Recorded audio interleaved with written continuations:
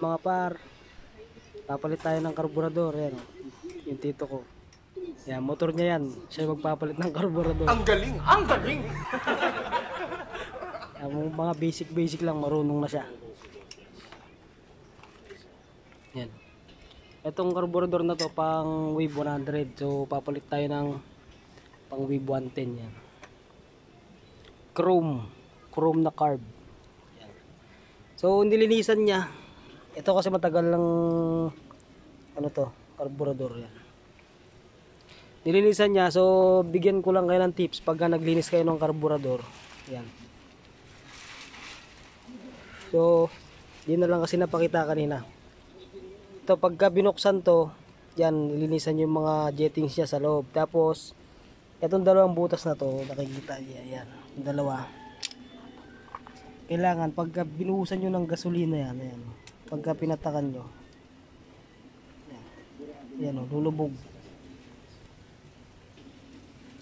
Itong tagal. Hindi nakasal na kasi yan. Lulubog siya, pati yung isa, ayan. Yan o. Ayan, lumulubog. Pati itong isa. Yan. So yun, pagka naglinis kayo ng carbs, basta aware kayo sa mga butas niya, yan. Mga butas na maliliit, dapat tusukin nyo lahat. Tapos kasi yun, yung tinanggal na yun, wala siyang insulator dito. So mas maigi kung may insulator.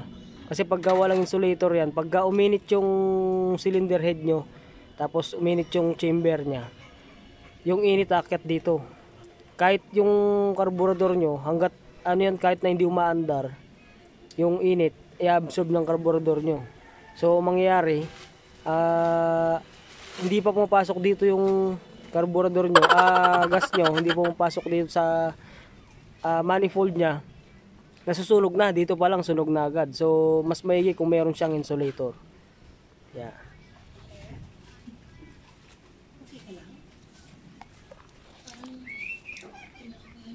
So lang mga par, para bumilis ng konti yung motor, mas maganda yung carb na to.